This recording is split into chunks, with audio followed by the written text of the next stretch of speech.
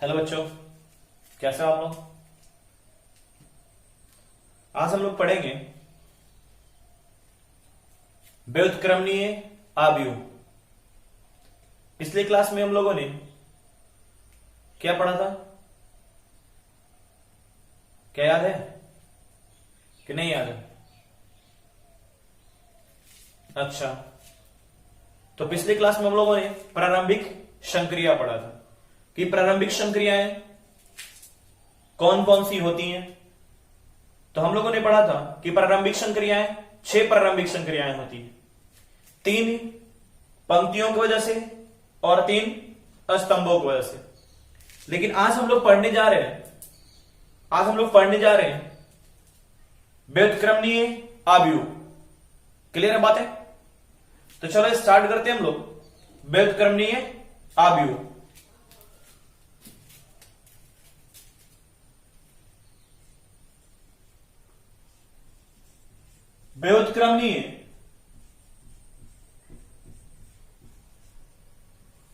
व्युत्क्रमणीय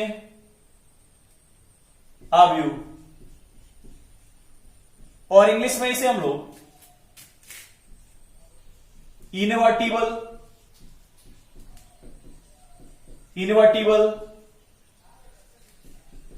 matrix कहते हैं। चलो देखा जाए, पहले क्वेश्चन राइज ये होता है कि सर आप व्युत्क्रमणीय आव्यूह की बात कर रहे हैं, तो व्युत्क्रमणीय आव्यूह क्या? तो कुछ ऐसा, अगर मैं एक आव्यूह दे रहा हूं आपको, एक आव्यूह दे देता हूं 2 3 1 4, और आपसे कहता हूं कि इसका व्युत्क्रम निकालें, तब वो क्या निकालना होगा? ए इनवर्स निकालना होगा, ए इनवर्स। राइट है? तो यहां पर बातें कही जा रही है कि व्युत्क्रमणीय आव्यूह हमने हेडिंग दिया है। राइट है? कि आव्यूह व्युत्क्रमणीय कब होगा, यानी कहने का मतलब कि हम लोग किसी आव्यूह को व्युत्क्रमणीय आव्यूह कब कह सकते हैं। तब इस कॉन्सेप्ट को सीखने के लिए मैं थोड़ा नंबर का हेल्प ले रहा हूं, लेकिन जरा ध्यान से समझोगे और बिल्कुल बातें क्लियर हो जाएंगी। अगर मैं आपसे कहता हूं, कहते ठीक है आप बताओ कि इस 5 का व्युत्क्रम क्या होगा, तो आप बोलोगे सर 1/5 होगा। और यही बात मैं कहता हूं कि 10 का व्युत्क्रम क्या होगा, आप बोलोगे सर 1/10 होगा। लेकिन जरा सोचो ना, अगर मैं आपसे कहता हूं कि 1/5 का व्युत्क्रम क्या होगा, तो आप क्या बोलोगे? आप बोलोगे सर 5 होगा। मैं कहता हूं कि 1/10 का व्युत्क्रम क्या होगा, तो आप क्या बोलोगे? सर 10 होगा। नहीं क्या? अरे इधर लिखो या इधर लिखो, क्या फर्क पड़ता है? 1/5 का मैंने कहा कि व्युत्क्रम क्या होगा, आप बोलोगे सर 5 होगा। 1/10 का क्या बोलोगे? 10 होगा। तब तो यहां से क्लियर होती है बातें, ये बातें क्लियर होती हैं कि सर हम ये कह सकते हैं कि 5 का व्युत्क्रम क्या है? 1/5 है। लेकिन सर हम ये भी तो कह सकते हैं कि 1/5 का व्युत्क्रम क्या है? ये तो 5 है। इसी तरह हम लोग यहां पर बात कर सकते हैं कि 10 का व्युत्क्रम क्या है, तो 1/10 है। और सर 1/10 का क्या है, तो सर 10 है। राइट है? सेम कहानी वही, यहां पर भी वही है। तब जरा बताओगे, मैं यहां से कुछ और बातें करने जा रहा हूं। आपने कहा कि सर 5 का व्युत्क्रम तो 1/5 होता है। सर 5 का व्युत्क्रम तो 1/5, और मैं कह रहा हूं कि इन दोनों को गुना कर दो, तो क्या मिलेगा? आपका 1 मिलेगा। अगर 10 है, 10 का व्युत्क्रम क्या है? 1/10, और दोनों को हमने गुना कर दिया, क्या मिलेगा? 1 मिलेगा। यहां से ये भी बातें क्लियर होती है कि सर किसी संख्या के व्युत्क्रम से अगर गुना कर दिया जाए उस संख्या में, किसी संख्या के व्युत्क्रम से उस संख्या में गुना कर दिया जाए, तो हमेशा उसकी वैल्यू क्या मिलेगी? तो सर 1 मिलेगा। इतनी बात आ रही है पकड़ में? क्या नहीं पकड़ में आ रही है? क्लियर है ना?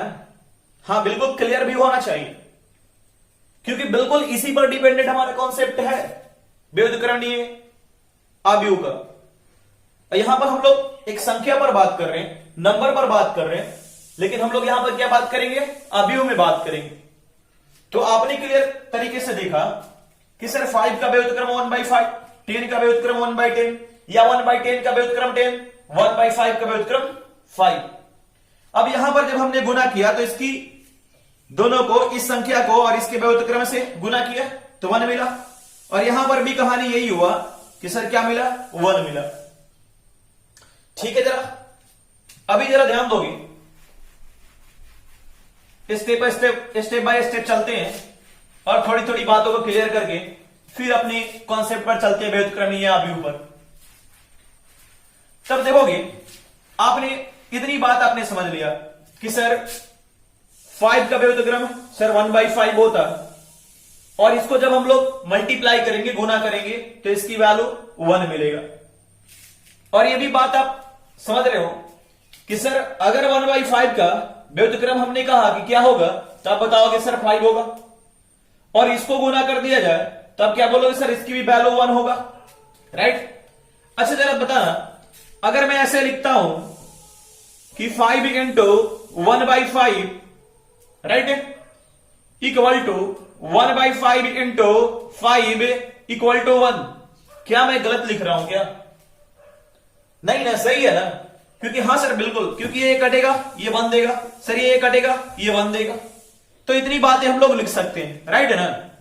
अच्छा ये भी जरा बताना, ठीक है, आपने इसे 5 इंटू 1/5 लिख रखा है, क्या आप इसे इतना लिख सकते हो क्या 5 इंटू 5 इनवर्स, और इसे क्या 5 इनवर्स इंटू 5 लिख सकते हो क्या?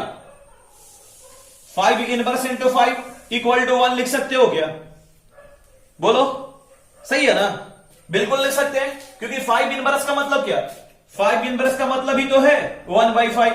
इतनी तो बातें हम जानते हैं, और ये क्या आप क्या क्लास 6-7 के बच्चे भी जानते हैं, राइट?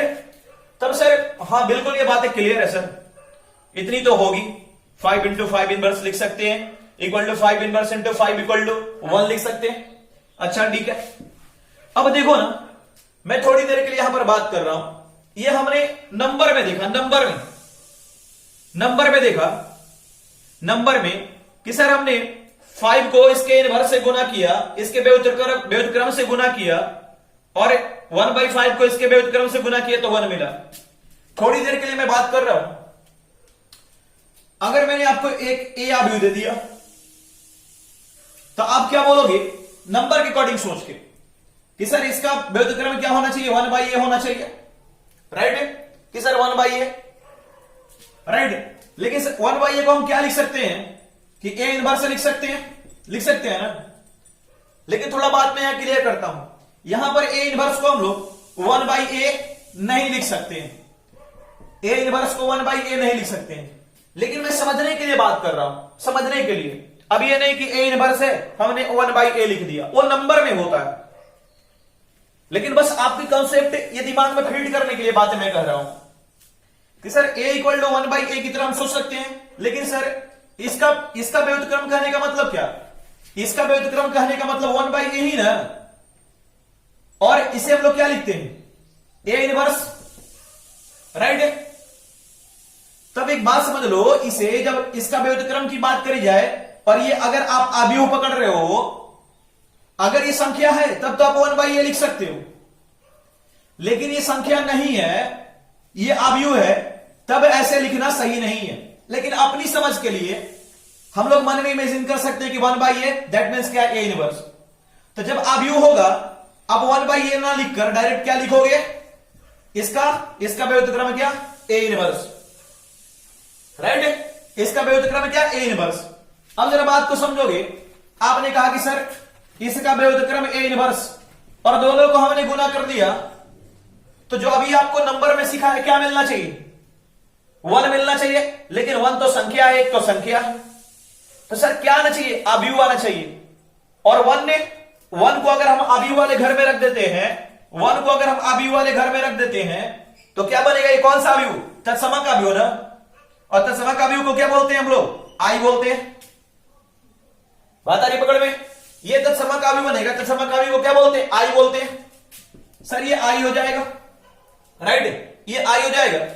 तब जरा बात को समझोगे, ठीक है सर आपने कह दिया कि a इंटू ए इनवर्स आई के बराबर हो गया, लेकिन ये भी तो कह सकते थे कि इसका वियुक्त क्रम क्या होगा? तो इसका वियुक्त क्रम तो a होगा, और ये भी क्या i के बराबर हो जाएगा। तब तो यहां से हम लोग ये भी लिख सकते हैं a into A inverse equal to A inverse, यानी ये वियुक्त क्रम इंटू a बराबर क्या i। इतनी बातें लिख सकते हैं क्या? थोड़ी थोड़ी बात पकड़ में आ रही होगी, पूरी बात क्लियर नहीं होगी, नहीं हुई होगी तो कोई परेशान होने की जरूरत नहीं है, बिल्कुल क्लियर हो जाएगा। लेकिन थोड़ी थोड़ी बात पकड़ में आ रही है क्या कि सर इसका ए का हम लोग क्या वियुक्त क्रम ए इनवर्स हो जाएगा, तो इसको जब गुना करेंगे तो ये आव्यूह है, तो आव्यूह है तो अगर वन को क्या था, वन आता है, इस आव्यूह वाले घर में रखेंगे तो क्या बन जाएगा? ये तत्समक बन जाएगा। फिर ये भी सेम कहानी है, तब तो सर हम लोग इतना लिख सकते हैं। अब जरा ध्यान दोगे, अब मैं धीरे धीरे आगे चल रहा हूं, ये बस अगर कहा जाए तो मैं इसकी एक झलक दिखा रहा था आपको, लेकिन अब जरा देखो ना, मैं थोड़ी देर के लिए बेजूम कर रहा हूं, मान रहा हूं, इसे मान लो आप ए मान लो, इसे मान लो आप बी, तो ये क्या हो जाएगा आपका? बी हो जाएगा, और ये क्या हो जाएगा? ए हो जाएगा, और ये तो वन है, तब आप क्या लिख सकते हो? A into B equal to B into A equal to one. ये बात जरा अच्छे से समझना भैया, यहां पर जो बी है वो क्या है? ए का प्रतिलोम है, यानी जो यहां पर 1/5 जो है वो क्या है? 5 का प्रतिलोम है, यानी 5 इनवर्स जो है वो 5 का प्रतिलोम है ना, बिल्कुल सही बात है। और यहां पर भी तो वही बातें हैं कि बी जो है यानी 5 इनवर्स जो है 5 का प्रतिलोम है, तो यहां पर ये भी तो बात कर सकते हैं कि सर जो बी है वो ए का प्रतिलोम है, सर जो बी है ए का प्रतिलोम है, बात कर सकते हैं। लेकिन सर यहां पर संख्या है इसलिए 1 आया, इसलिए 1 रहा, क्योंकि ये संख्या है, दोनों को गुना करे तो 1 मिला। लेकिन अगर यही आव्यूह हो जाए, अगर मान लो कि ये आव्यूह होता और ये भी आव्यूह होता, यानी कहने का मतलब a इंटू ए इनवर्स होता, और ये क्या a प्रतिलोम इंटू ए होता, तब क्या होता? इसके इक्वल आई होता। और ये a इनवर्स क्या? यही तो b है, यानी A B equal to B into A equal to Y. क्या बात आ रही पकड़ में? बात क्लियर है कि sir a into B equal to B into A I, और यही तो b हमारा क्या है? सर यही तो हमारा a इनवर्स है, b ही तो हमारा a इनवर्स है, यानी a प्रतिलोम है। a इनवर्स कहने का मतलब क्या? a प्रतिलोम। ये बात दिमाग में फिट कर लेना, क्लियर है? चलो देखा जाए और भी क्लियर होगा, एकदम बिल्कुल परेशान होने की जरूरत नहीं है, एकदम आराम से समझोगे, स्टेप बाय स्टेप समझोगे, बिल्कुल क्लियर हो जाएगा। तो देखा जाए, मैं इसमें थोड़ी इसकी हिस्ट्री लिख रहा हूं, मतलब हिस्ट्री कहने का मतलब क्या? इसकी परिभाषा। चलो देखा जाए, यदि ए तथा बी दो समान कोटि के वर्ग आव्यूह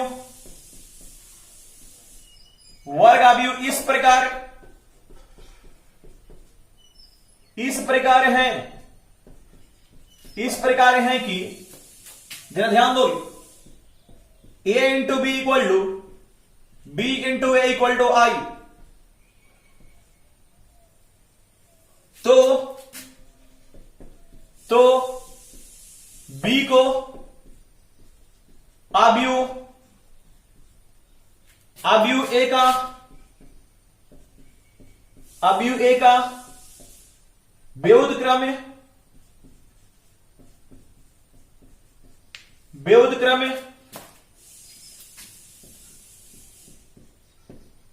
कहते हैं। और इसे हम ए प्रतिलोम यानी ए इनवर्स से व्यक्त करते हैं, अर्थात B इक्वल टू ए प्रतिलोम। देखोगे, अब जरा बात को ध्यान से समझना। यहां पर क्या कहा गया, कहा कि ए तथा बी दो समान कोटि के वर्ग अवयव। जैसे हमने क्या कहा, मैं फिर से पीछे जा रहा हूं, रिमाइंड कर रहा हूं। हमने कहा कि कोई एक संख्या है और इसका प्रतिलोम आप कहते हो कि सर 1/5 होगा, 5 का। या हम अगर आपसे पूछते हैं कि 1/5 है, इसका प्रतिलोम में क्या होगा सर, तो 5 होगा। लेकिन कैंसल करके क्या किसके बराबर आएगा, 1 के बराबर आएगा। ये जब संख्या की बात कर रहे हैं, राइट ना।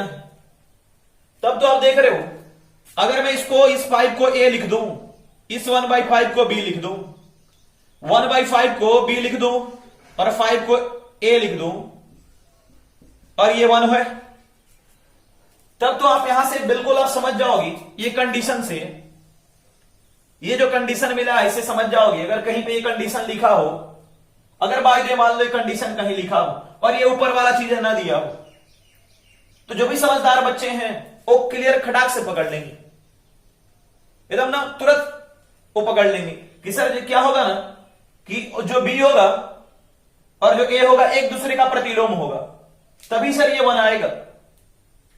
अदरवाइज सर ये 1 आ ही नहीं सकता। यानी कहने का मतलब कि ए जो होगा बी का उल्टा होगा और बी जो होगा ए का उल्टा होगा, राइट ना। तभी ना, अगर बी क्या, अगर बी देखो 1/a हो जाए, 1/a, तब ना कैंसल होगा। देखो 1 मिल जाएगा। तो ये जो b है वो क्या है, a का प्रतिलोम है, और जो a है वो भी b का प्रतिलोम है। क्योंकि देखो ना 5 जो 1/5 का प्रतिलोम है, तो 1/5 5 का प्रतिलोम है और 5 भी 1/5 का प्रतिलोम है, राइट। तब यहां से ये 1 मिला, लेकिन ये संख्या की बात थी। अब देखो ये क्या कह रहा, ये भाई साहब कह रहे हैं कि a तथा b दोनों समान कोटि के वर्ग अवयव हैं। तो वर्ग अवयव है, जैसे ये वर्ग अवयव होगा, और क्या करें कि वो a इंटू बी और b into A equal to क्या 1, ये ना कहकर ये i कह रहे हैं, i मतलब क्या, तत्सम का अवयव।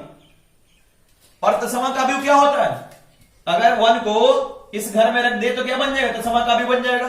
ये तो संख्या था, लेकिन क्या करा, इसने अवयव बना दिया। क्योंकि अवयव की बात हो गई, तो ये क्या हो गया, आपका तत्सम का अवयव हो गया।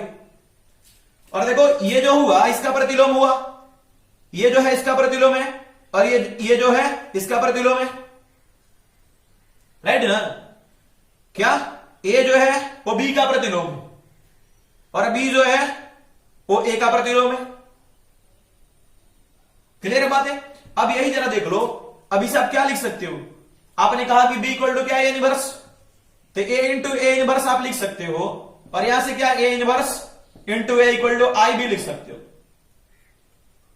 कुछ बच्चे का क्वेश्चन हो जाए कि सर आपने कहा कि a जो है b का प्रतिलोम है और b जो है a का प्रतिलोम है, तब तो हम ऐसे भी लिख सकते हैं, b इनवर्स a का स्थान पर b आ जाएगा और b into b inverse equal to I, तो बिल्कुल लिख सकते हैं। क्लियर बात है। चलो ध्यान दोगे, तब मैं यहां से लिख रहा हूं और भी धीरे धीरे क्लियर हो जाएगा। अब यहां से मैं लिख रहा हूं, इसलिए क्या हो जाएगा, ए प्रतिलोम इक्वल टू ए प्रतिलोम ए इक्वल टू आई।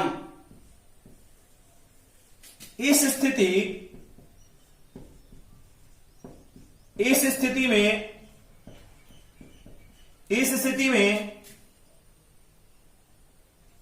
अवयव ए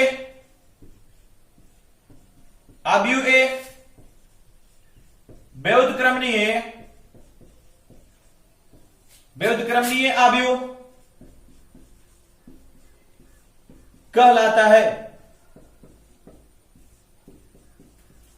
राइट, यानी जिसका व्युत्क्रम संभव है वो व्युत्क्रमणीय अवयव कहलाता है। अब जरा ध्यान दोगे, ये बात क्लियर है, और ये काफी इंपॉर्टेंट ये कंडीशन है। ये कहो A B equal to B A equal to I, ये अंतर समाकाव्यू, यह दोनों एक ही है, इसे और ये दोनों एक ही है, कोई अंतर नहीं है इसमें। अब जरा एग्जांपल से समझा जाए और भी बातें क्लियर करते हैं एग्जांपल से। यदि ए इक्वल टू, एक वर्ग अभी पकड़ रहा हूं छोटा सा, 2 3 1 2, तथा b इक्वल टू 2 -3 -1 2, ये इतना है। और हमसे कहा जा रहा है कि ये दो अवयव है, आप चेक करके बताओ ना कि दोनों अवयव क्या है, एक दूसरे का प्रतिलोम है, मतलब ए का प्रतिलोम बी है और बी का प्रतिलोम ए है। तो हम लोग कैसे चेक करेंगे, क्या बता सकते हो? हां, यहां से ए से और बी में गुना करेंगे। अगर ये आई आ गया, ए से बी में गुना करेंगे और बी से ए में गुना करेंगे। अगर ये आई आ गया, तब क्या बोलेंगे हम लोग कि ये क्या है, एक दूसरे का प्रतिलोम है। बात क्लियर हो रहा? क्योंकि अभी मैंने प्रतिलोम निकालना सिखाया नहीं है कि कैसे निकालते हैं। अभी बस बात करी जा रही है कि आपको दे दिया गया, ये ए भी दे दिया और बी भी दे दिया, और आपसे कहा जा रहा है कि आप ये बताएं कि दोनों क्या एक दूसरे का प्रतिलोम है। जैसे बाय द वे मान लो मैंने आपको एक नंबर दे दिया 5, या सपोज मान लो मैंने दे दिया 11, और मैंने 1/11 भी दे दिया, और मैंने आपसे कहा कि आप कैसे इसे बताओ कि आप प्रतिलोम है क्या। तब कैसे बताओगे प्रतिलोम? तो क्या करोगे? वैसे आप जानते हो सर कि हम जानते हैं। अरे भैया, सिर्फ जानना ही जरूर हो गया कि हम जानते हैं कि 11 का उल्टा क्या 1/11 होगा प्रतिलोम, लेकिन उसका बेसिक कॉन्सेप्ट क्या है कि भैया अगर कोई प्रतिलोम है, कोई संख्या है और उसका प्रतिलोम है, तो दोनों को अगर गुना कर दिया जाए तो हमेशा क्या मिलेगा? 1 मिलेगा, राइट ना? क्योंकि दोनों एक दूसरे से क्या हो जाएगा? कैंसल हो जाएगा, राइट? ठीक है, तभी क्या हो जाएगा? यहां गुना करेंगे तो कैंसल हो जाएगा, यानी 1 मिल जाएगा। वही बात है यहां पर भी है, दोनों को गुना करेंगे तो क्या मिलना चाहिए अपने को? आई मिलना चाहिए, आई मिलता समाकाव्य मिलना चाहिए। तो चलो करते हैं। दो अवयव है तो ए बी, देखा जाए ए इंटू बी निकालते हैं हम लोग। ए हमारा है 2 3 1 2, और इंटू बी हमारा है 2 -3 -1 2, ये इतना है। अब इसको गुना करने जाएंगे तो देखोगे पहली पंक्ति पहला स्तंभ, गुना करना तो जानते हो, पहली पंक्ति पहला स्तंभ, पहला अवयव 2 2 4, 3 -1 ये -3 हो गया। फिर पहली पंक्ति दूसरा स्तंभ 2 × -3 ये -6 हो गया, और 3 × 2 +6।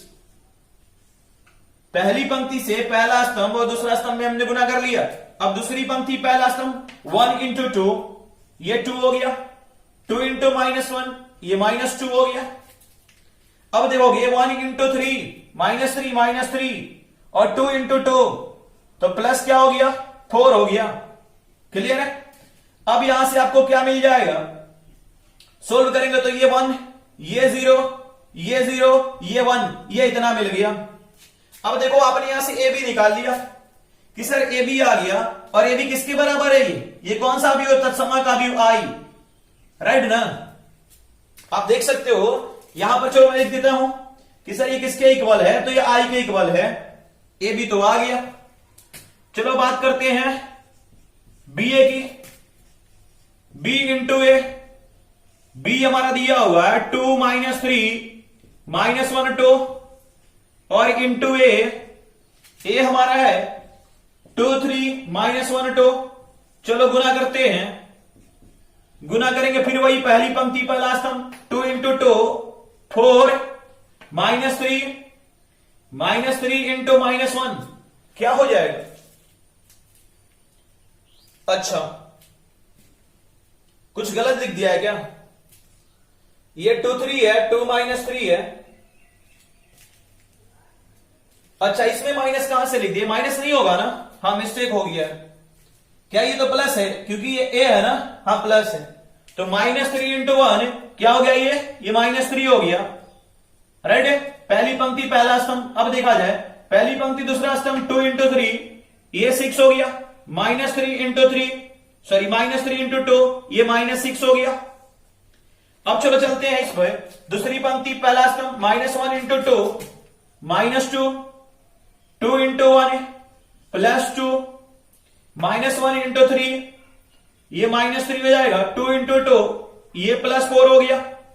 अब चलो देखोगे ये क्या मिलेगा? ये हो जाएगा आपका 1, ये 0, ये 0 और ये 1, ये इतना हो गया। अब देखो ना किसके इक्वल हो गया? ये i के इक्वल हो गया ये भी। राइट, दोनों क्या हो गया? i के इक्वल हो गया। बात क्लियर है? चलो जरा देखोगे मैं ये इरेज कर रहा हूं ये ऊपर वाला पार्ट कि सर ये तो दोनों इक्वल हो गया।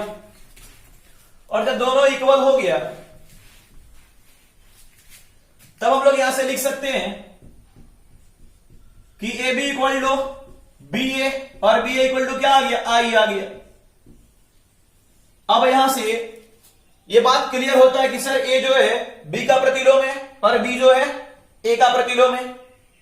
इतनी बात पकड़ में आ रही है? तब यहां से लिख सकते हैं अतः ए आव्यूह ए आव्यूह ए आव्यूह बी का या बी के प्रतिलोम है, प्रतिलोम है। अर्थात B equal to A inverse तथा आव्यूह बी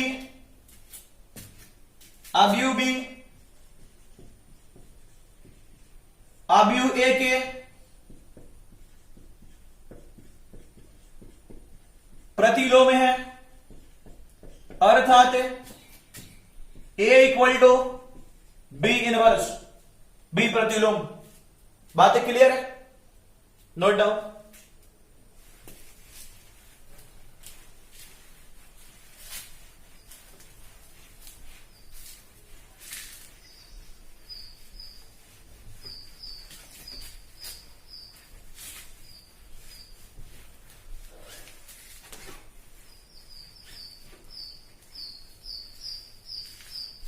अब चलो ध्यान दोगे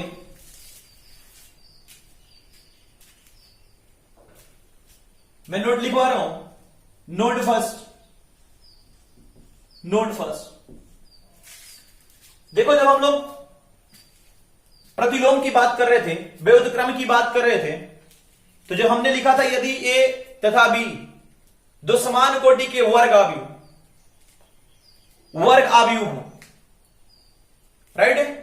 तो जब भी प्रतिलोम की बात करते हैं, व्युत्क्रम की बात करते हैं आव्यूह में, तो आव्यूह हमेशा वर्ग आव्यूह होना चाहिए।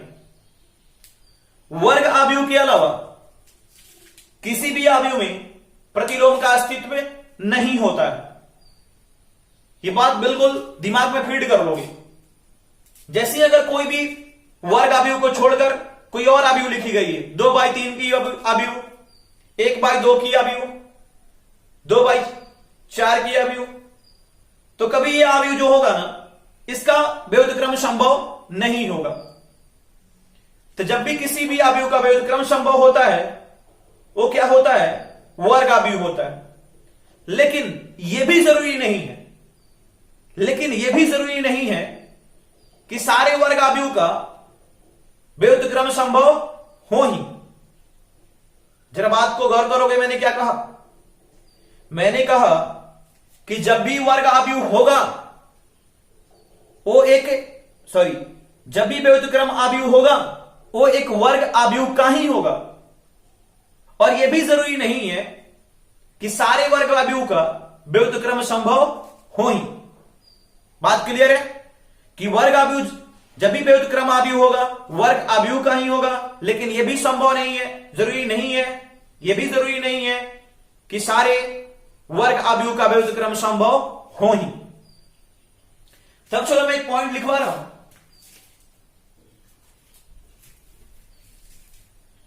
लिखोगे सभी वर्ग आव्यूह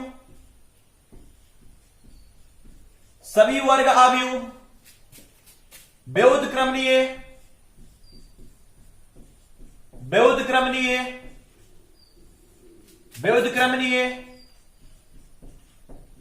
नहीं होते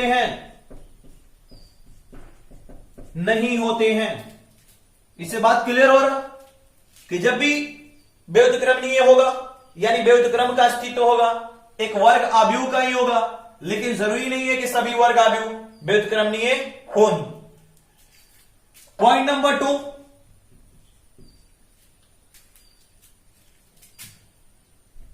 आयताकार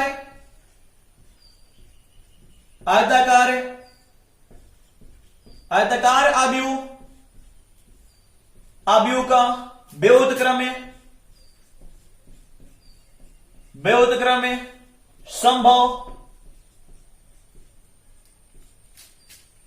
व्युत्क्रम संभव नहीं होता है।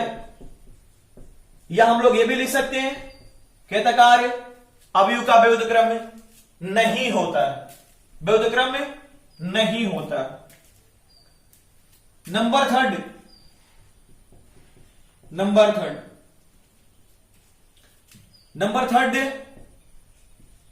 ए प्रतिलोम इंटू ए इक्वल टू आई। और ये काफी इंपॉर्टेंट फार्मूला बिल्कुल याद रखोगे। नंबर 4, और इसे नंबर 4, यदि आव्यूह ए आव्यूह बी का व्युत्क्रम है तो आव्यूह बी भी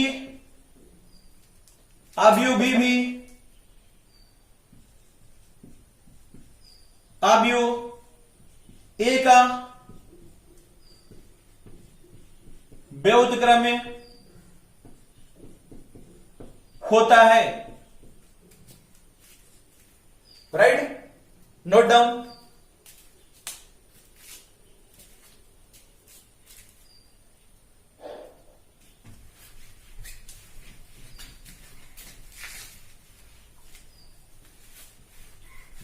अब चलो आगे बढ़ते हैं।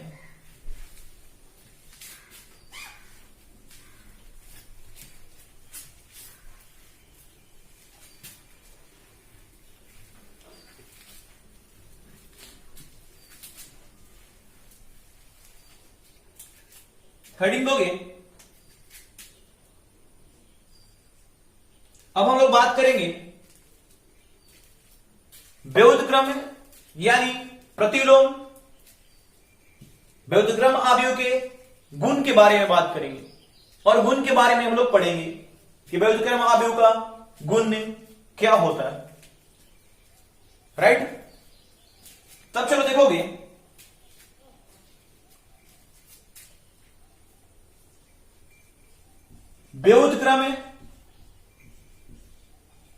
व्युत्क्रम या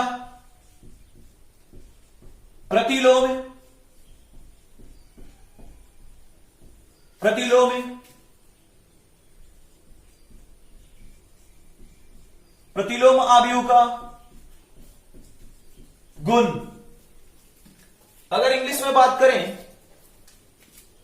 इसे हम लोग लिख सकते हैं प्रॉपर्टीज properties of inverse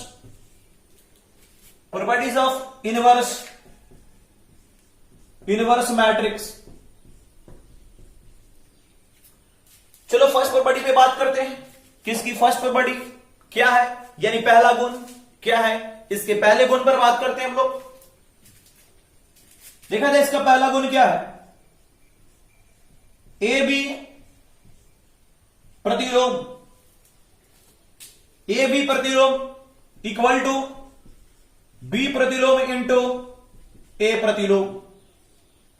और ये काफी इंपॉर्टेंट गुण है। देखोगे बहुत सारे बच्चे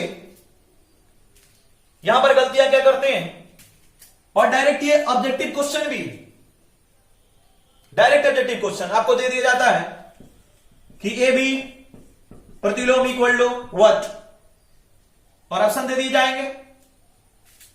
और ऑप्शन में क्या दे दिया जाएगा, ये रहेगा A inverse B inverse, option number B B प्रतिलोम ए प्रतिलोम, सी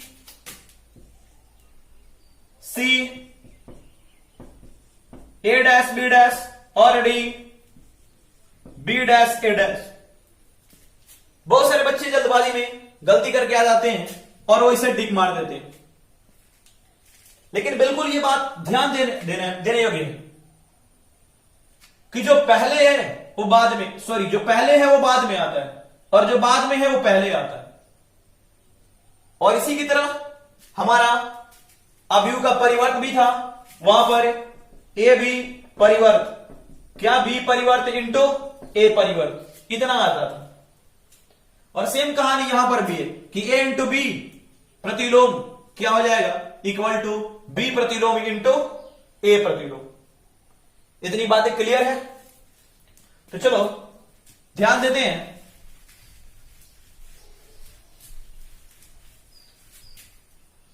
देखा जाए इसका प्रूफ देखते हैं। प्रूफ, माना कि ए तथा बी दो व्युत्क्रमणीय अवयव है, तो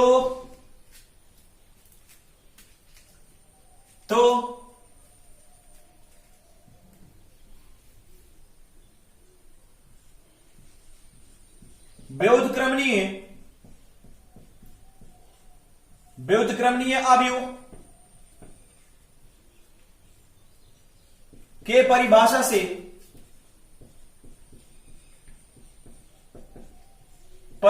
से जरा बताओगी, क्या मैं इतना लिख सकता हूं क्या, A B into A B परिवर्त इक्वल टू आई। एक मिनट रुक जाओगे।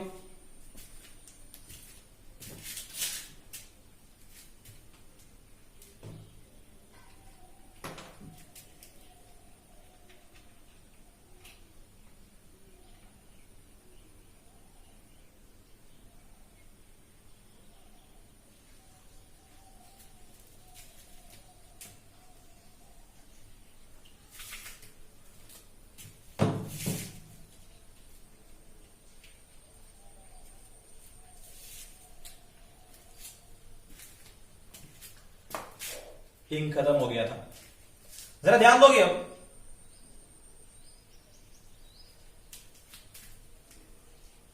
इक्वल टू आई, क्या इतना लिख सकते हैं क्या? तो बहुत सारे बच्चे बोलेंगे हाँ सर लिख सकते हैं, कुछ बच्चे बोलेंगे हाँ सर नहीं लिख सकते हैं, क्योंकि जरूरी नहीं है कि सबको ये बात पकड़ में आई नहीं होगी। तो चलो देखा जाए। अभी कुछ देर पहले हमने बताया था आपको ए इंटू ए प्रतिलोम इक्वल टू ए प्रतिलोम इंटू ए इक्वल टू आई, बताया था क्या? तो यहां से मैंने इसको हटा दिया है और इसके इक्वल टू तो आई ही तो है, ये आई है, तो मैंने यही बात लिख रखा है, बस आपका देखने का नजरिया अलग है। देखो कैसे, मैं कह रहा हूं कि मन की आंखों से देखो, मन की आंखों से देखो सी है, ये पूरा क्या है, सी है। तो ये ए इंटू बी क्या सी हो गया, सी इनवर्स, क्या आई हो गया क्या, देखो ना, ए आव्यूह रखो या सी आव्यूह रखो क्या फर्क पड़ता है, आखिर रूप तो वही है ना। अगर मैं कहता हूं कि सी कोई आव्यूह है और इसका प्रतिलोम तो सी इनवर्स, और दोनों को गुना करेंगे तो क्या मिलेगा, आई ही तो मिलेगा। बात क्लियर है, पकड़ में आ रहा, ठीक है। तब चलो हम लोगों ने इतना तो लिख दिया कि सर इतना तो बिल्कुल सही बात है कि A into B into A B inverse equal to I हम लोग लिख सकते हैं सर। अच्छा जरा आप ध्यान दोगे, मैं कह रहा हूं बिल्कुल ध्यान दोगे चलोगे, दोनों तरफ ए प्रतिलोम से पूर्व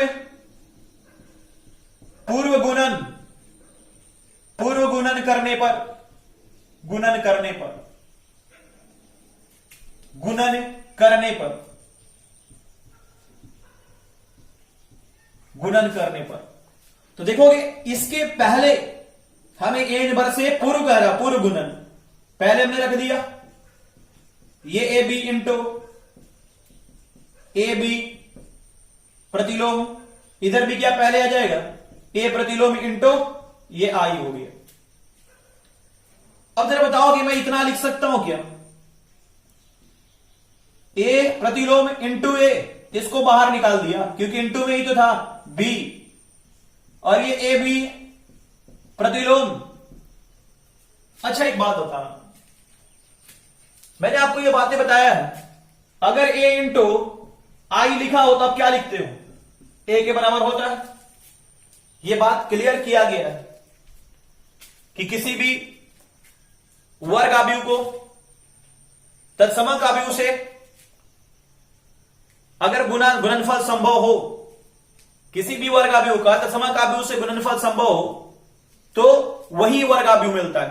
यानी कहने का मतलब कि एक आव्यूह को एक तत्समक आव्यूह से गुणा करते हैं तो क्या मिलेगा, वही आव्यूह मिलेगा।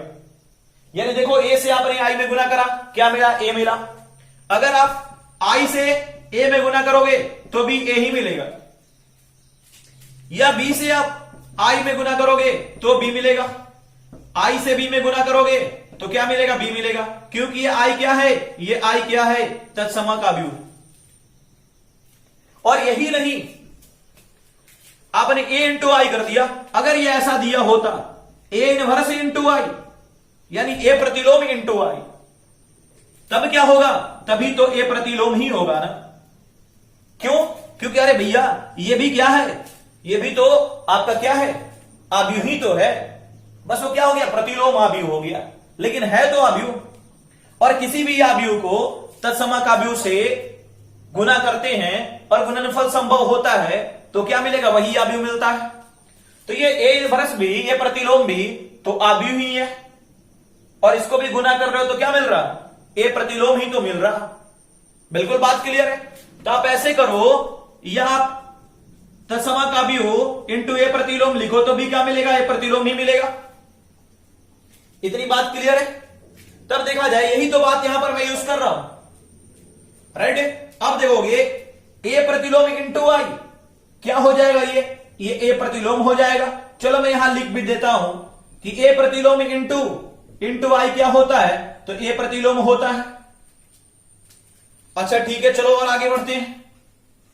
देखा जाए ये ए इंटू सॉरी ए प्रतिलोम इंटू ए किसके बराबर होगा, आई होगा क्या। कितनी बार बताया गया कि ए इंटू ए प्रतिलोम और ए प्रतिलोम इंटू ए क्या होता है, ये तो आई के इक्वल होता है। तब हमने आई कर दिया।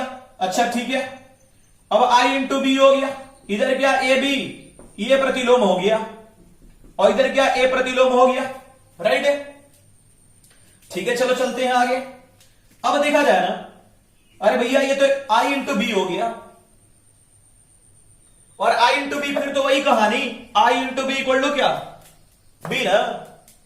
तब क्या लिख देंगे इसे, ये तो हो जाएगा बी और बी इंटू ए बी प्रतिलोम इक्वल टू ए प्रतिलोम। चलो आगे बढ़ते हैं और भी आगे देखा जाए, क्योंकि हमें क्या प्रूफ करना है, ए बी प्रतिलोम इक्वल टू बी प्रतिलोम इंटू ए प्रतिलोम। अब मैं फिर कह रहा हूं, मैं यहां पर फिर से कह रहा हूं कि फिर दोनों तरफ, अब ए इनवर्स से नहीं, ए प्रतिलोम से पूर्ण गुणन करने पर दोनों तरफ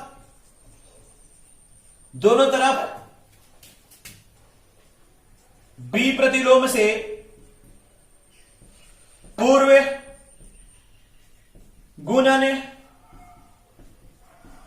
करने पर, पूर्व गुणन करने पर, तो देखा जाए अब क्या इसके भी पहले गुणा करेंगे तो क्या हो जाएगा, बी प्रतिलोम इंटू बी, इधर ए बी प्रतिलोम, देख लो बी के पहले लगा दिया बी प्रतिलोम into B into A B प्रतिलोम इक्वल टू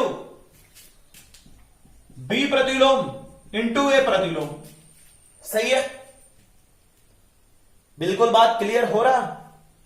चलो कोई बात नहीं,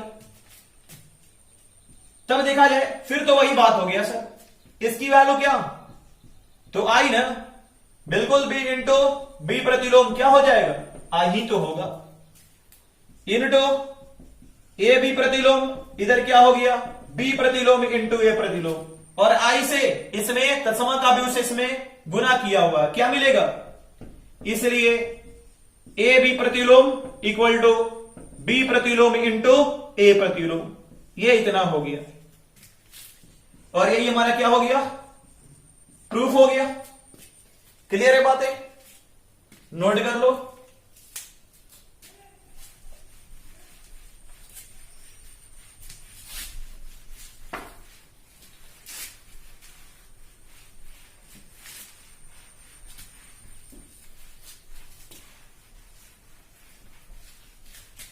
चलो आगे बढ़ते हैं गुण नंबर 2 की ओर।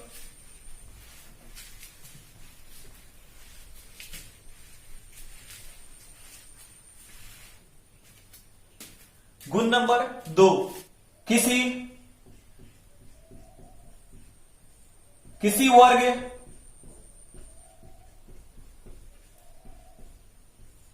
अवयव के प्रतिलोम का अस्तित्व है तो उस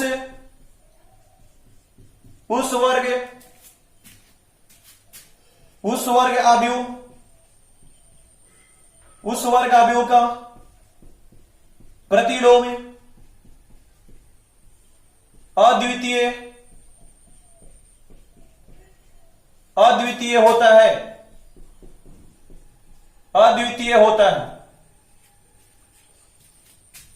अर्थात ए बी इक्वल टू ए सी तो बी इक्वल टू सी,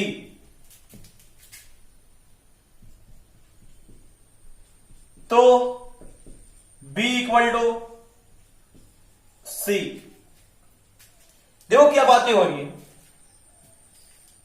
यहां पर, कहा जा रहा है गुण नंबर 2 में कि अगर कोई वर्ग अवयव है और उसका प्रतिलोम अगर संभव है, यानी कहने का मतलब कि अगर एक अवयव ए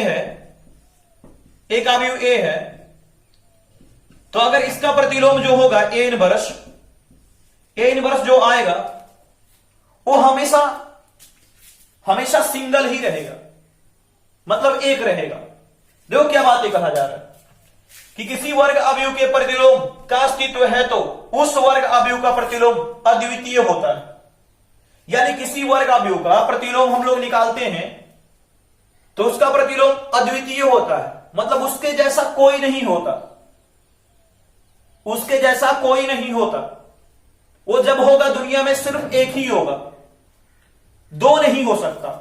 अब यही देखो ना, अब नंबर पे ही देख लो, संख्या पर 5 है, इसका प्रतिलोम जब भी होगा 1/5 होगा।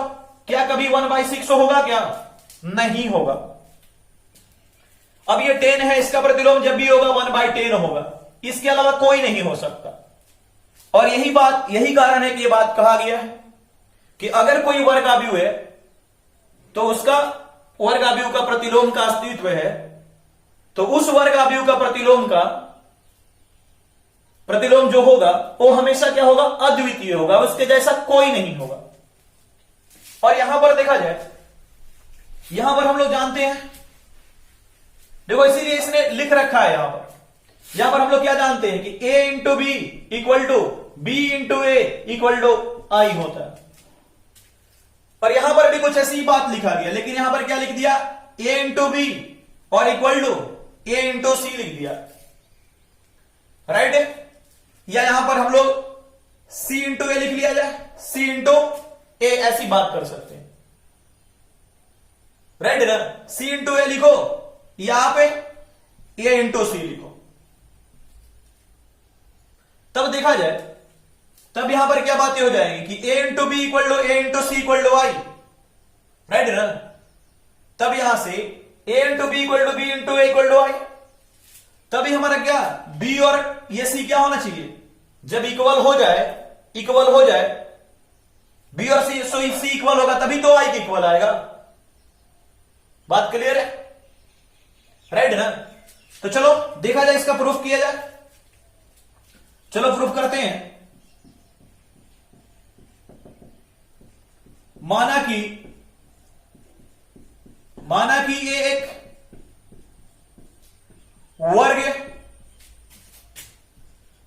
वर्ग आव्यूह है तथा बी एवं सी आव्यूह ए के प्रतिलोम है। हमने मान लिया कि प्रतिलोम है, क्योंकि माना तो जा सकता, हम ये नहीं करेंगे दोनों क्या है? एक ही है।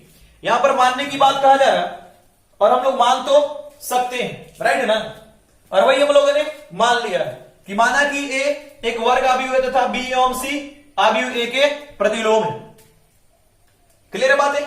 इसे हम लोगों ने मान लिया, लेकिन कभी हम जानते हैं कि सर कभी तो दो को होगा नहीं, तो बी और सी क्या होना चाहिए? बराबर होना चाहिए। और यही तो हमें प्रूफ करना है। चलो करते हैं। चूंकि आव्यूह बी आव्यूह ए के प्रतिलोम है, तो क्या हो जाएगा? अगर ए और बी दोनों प्रतिलोम हो तो क्या होना चाहिए? Condition A B equal to B A equal to I होना चाहिए। चलो इसे हमने समीकरण 1 कर दिया। अब मैं कह रहा हूं कि चूंकि आव्यूह सी आव्यूह ए के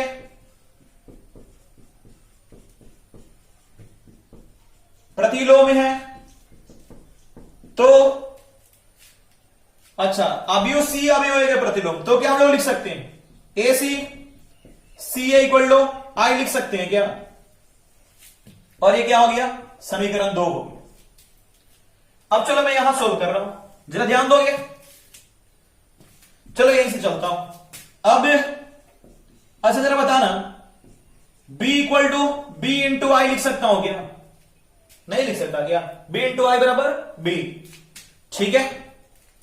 अब देखोगे b इंटू आई, और ये i जो है देखो ना किसके? ये c equal to C A equal to I तो है, तो इस i के स्थान पर अगर मैं a इंटू सी लिख दूं, कोई तकलीफ नहीं? बिल्कुल लिख सकते। चलो आगे बढ़ते हैं। अब इसे हमने लिख दिया b इंटू ए इंटू सी, ऐसे लिख दिया। क्या सही है ना? बोलो, कोई तकलीफ नहीं ना? ठीक है, b इंटू ए हो गया। और b इंटू ए को हम लोग क्या लिख सकते हैं? b इंटू ए को देखा जाए, b इंटू ए क्या है? i है। चलो हमने i लिख दिया, i इंटू सी। और i इंटू सी को क्या लिख सकते हैं? सी, तब तो आप देख रहे हो कि बी किसके इक्वल आ गया, तो सी के इक्वल आ गया, इसलिए बी बराबर है सी। इसलिए हम लोग क्या लिख सकते हैं, इसलिए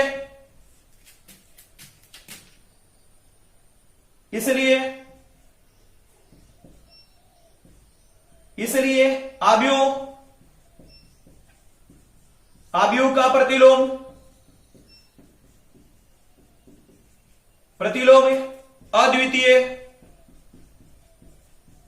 अद्वितीय होता है। प्रूव्ड। क्लियर है बातें, बिल्कुल बातें क्लियर है, नोट डाउन।